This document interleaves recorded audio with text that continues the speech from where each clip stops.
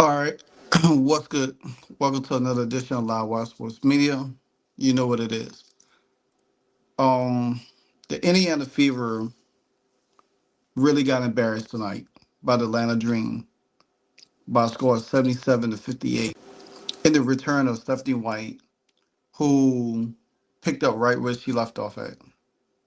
Now, I try to be optimistic. I try to be very thoughtful and give Stephanie White a lot of grace. But this probably was the worst coaching, worst play of the Indiana Fever. Yeah, we still didn't have Caitlin Clark. Yeah, we still didn't have Sophie Cunningham. But this team had won two games against the Mystics and the Chicago Sky. Yeah, the Chicago Sky is a bad team, but we still won. And this team did not look like a team.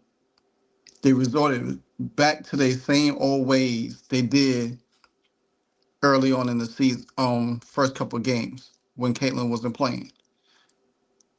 This game was tight in the first two quarters, tied up at halftime, 33 apiece. The Fever came out in the second half, didn't even show up at all. Didn't show up at all. Matter of fact, at the end of the third quarter, the Fever was down 14. It was 23-9 in the third quarter, shooting 35% from the field and 21% from the three. Ridiculous.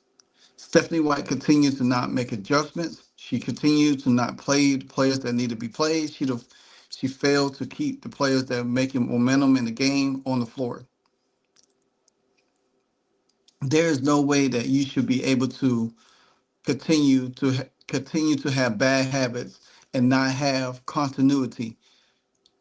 We all gave Austin Kelly a lot of praise last game, the way he was allowing the Fever to be themselves, play fast, and a lot of great um, defense intensity. There's no way that this team should have looked that bad. They allow Breonna Jones and Alicia Clark to go off. That was their offense the whole game. Everybody else from the Dream was horrendous. The then on top of that, then then on top of that, the Fever, excuse me. And then on top of that, the Fever was 61% from the free throw line. It was 11 for 18. They missed crucial free throws. The Dream was no more than 66%. Rebounding. This team got outscored rebounding 44-27. And this is something that I keep questioning. And I know a lot of people, talk about, cut return and all of this. But until all of that stuff happens, you got to play the players on the bench.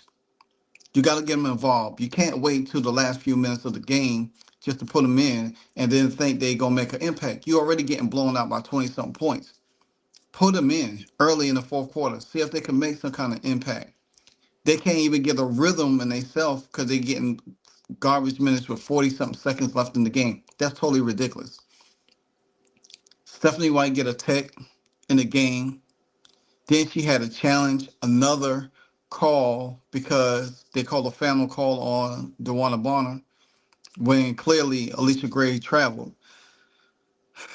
It seemed like Stephanie White challenged calls early in the first half, but then don't have nothing to challenge in the second half.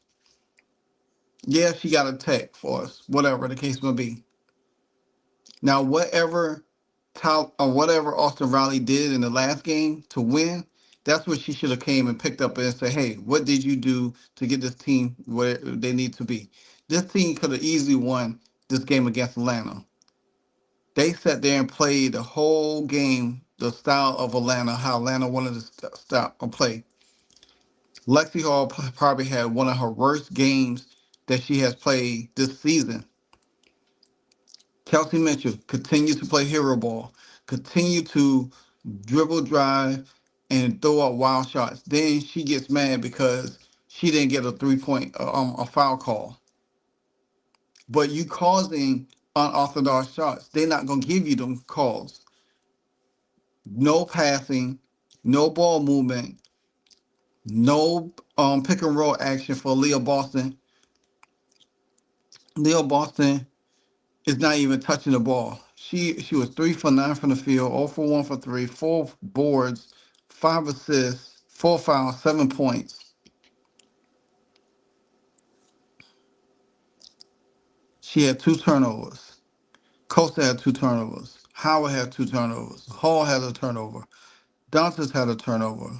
Ari McDonald had 3 turnovers. But Ari McDonald was the bright spot, as always, on this team. She's the bright spot, as always, on this team. She led the team behind Howard, 14, 2 for 5 from 3, 3 for 6 from 1 foul. She only had 1 personal foul. She drew a charge. Matter of fact, 2 charges, I think.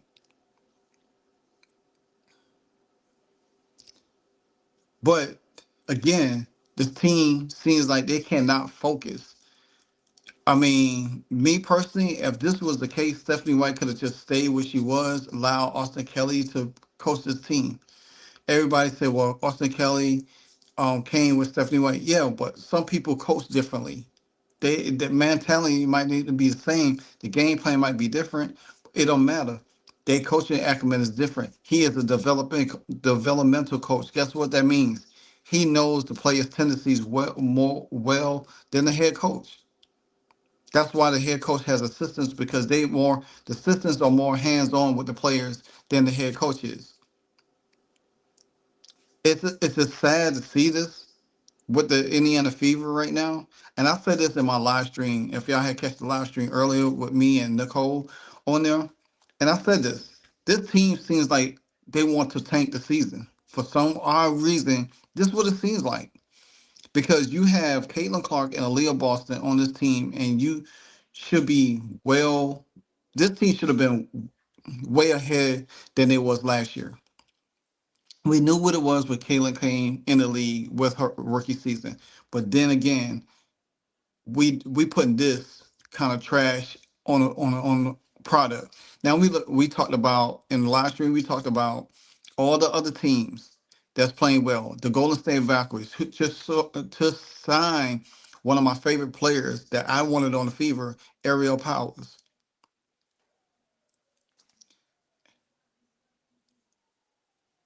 And then you got Doom playing well. You got Seattle Storm playing well. You still got the Connecticut Sun that's played, been a tough outing. They just beat the Fever, and we still can't get it together. And we got a good roster. And I said this in the stream. There is no way this team should be playing this bad. Today's game goes on the coaches and it goes on the players. Until they could get out of their mind, stop playing that one-on-one basketball, trying to get my points, trying to do this. When the ball, everybody has to sacrifice.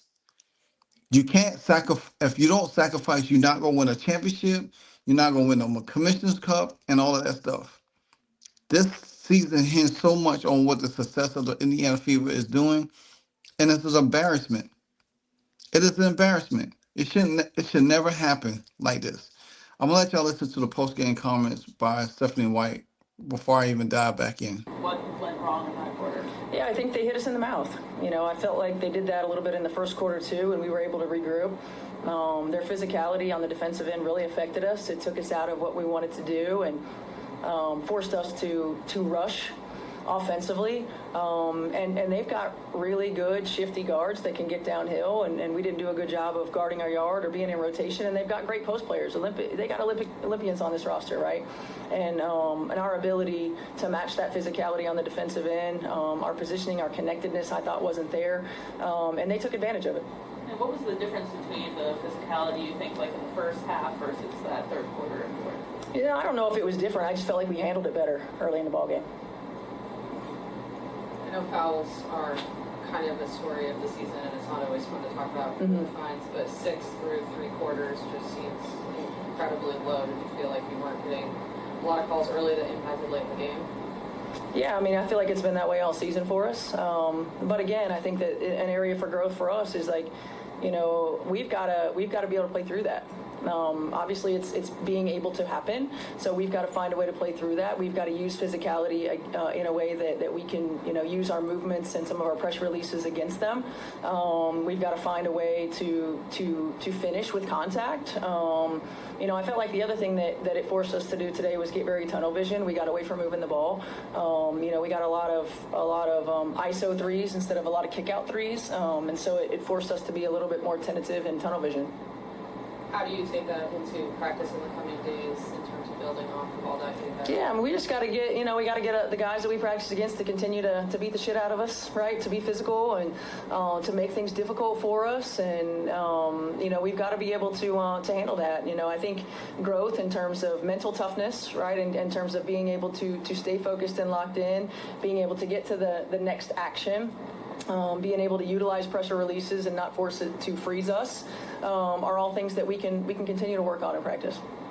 Atlanta had a 44 to 27, I think, rebounding advantage. Yeah. Is that, you know, something to do with physicality as well? I mean, I don't know. You know, they got big bodies in there with Breezy and BG, and you know, oftentimes that was a result of us being in rotation because we got beat on straight line drive, and so when we're in rotation off of straight line drives, a lot of them are roaming free, and you know, it's tough for our bigs to come in there when they're guarding their bigs and rebound. Our guards have to do a little bit better job. I don't know what our guard rebounding was, but you know, we've got to be able to have our guards average 3 or 4 rebounds each. Now they're a tough matchup for us, and they had their way with us tonight. Alicia Gray had a great game. Yeah. One of the Olympians you were talking about. Yeah. She's had a great season too. What has made her so good, do you think, this year looking at? She's one of my favorite players in this league. You know, I just think that she's incredibly talented. She's gotten better every year. She continues to just allow the game to come to her. You know, she's aggressive to the rim.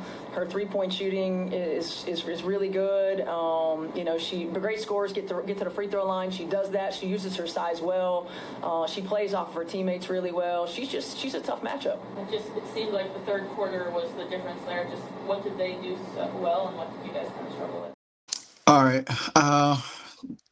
That was Natasha Howard and then Leah Boston to finish up. I'm not going to even waste time with that. But I don't want to hear Stephanie White praising another team or another player on another team when your players play piss poorly throughout the whole game, throughout the whole second half. You had a comfortably. This is my thing. Stephanie White needs to start Ari McDonald, until they find out when Caitlin Clark's back. She could push the tempo. She could get them in their rhythm. They could do pick and rolls and stuff like that. But you constantly starting Sydney Colston, who's a shell of herself. You don't give Bree Turner no burn to really see what the girl can do on the floor. And then when she come in, she's not even helpful because she looks lost because she's not even getting no playing time. Then Michaela Timpson comes in. She picks up a foul, a BS foul. But anyway, still the same thing. Then you mentioned rebounding. You want your guards to rebound about 3 or 4 rebounds a game. But guess what? Your best rebounding guard is on the sideline who averaged almost 5 to 6 rebounds a game. You would have got them rebounds like that and be able to push pace. The Indiana Fever needs to figure it out. You literally 10 games in the schedule. There should be no more fixing. There should be no more roster. No more trying to find out the best lineup in the game. You be having the best lineup. You be having momentum, and then you kill it by subbing in and out, constantly just subbing in and out. Players can't get no continuity going on at all. This team don't have no offensive identity. Their defensive identity is about to be shot as well. And then at the same time, you don't make good adjustments. You playing piss poor bad. This team does not look like a championship contender. This team does not look like they could win a playoff game, let alone a WNBA title. This team playing like they not even look like they're gonna make it to the playoffs. That's how bad they're playing right now. This team looks like they in tank mode, just going through the motions. And that's wasting Caitlin and that's wasting Aaliyah Boston. You wasting great talent and so Alexi Hall. You wasting their talent on this court by poor coaching. And you can't do that. There's no way that this roster should be that bad playing at this level, looking horrendous on the court. Sad. It's very sad to see. And I don't blame Caitlin Clark for being upset. Because if Caitlin Clark ain't happy, there's going to be changes. Just like it was last year in the second half of the season. There's going to be changes. Because if this team do not, and I'm gonna put this on record because I said it in my live, and you could go back and quote me on it. If this team does not make the playoff, Stephanie White should be fired. If this team do not make the playoffs, Stephanie White should be fired. Because there's no way in the world that this team should be playing this bad. Yeah, it's early in the season. Okay, I don't even hear that no more. It's 8, 9, 10 games into the season. This team should be rolling. Despite the injuries that we have, this team should be playing way better than that. You brought a young lady in for a hardship contract to help out. She's been doing her job. Every game, Ari McDonald has been showing up in every game. It's time to let her start. Let her start. Let Sydney Colson come off the bench. Let Ari McDonald start. Let her run the offense. Keep the ball out of Natasha Howard and Kelsey Mitchell hand. Period.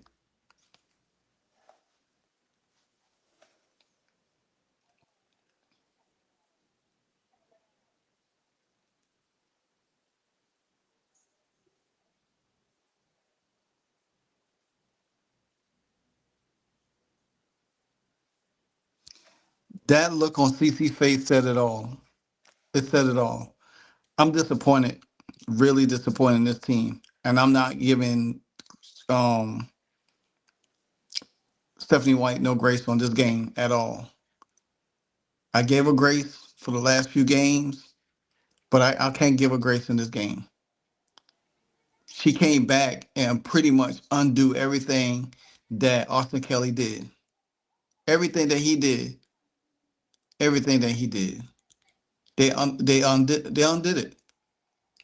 The team had momentum. Regardless if the Dream is a bad matchup. They already had beat them.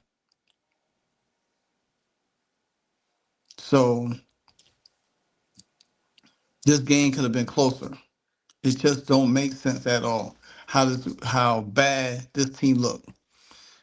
Stephanie White looked like she looked like Christy Sides out there. Don't know what to do. Don't know how to adjust. Don't know when to call timeouts. Just going through the motions. Let me know what you think, guys. Like, comment, subscribe. Livewire Sports Media. You know what it is. If you don't know, now you know. Hey, so amazing. You see how they playing? Live wire. It's all about sports and entertainment. You don't want to miss it. So official, like you never seen. Keep it going till the whistle blowing from the referee. Everything from highlights and stats. You know that we gotta run it back. Whether on the field or the court. You know that this is where it's at. Subscribe, no delaying.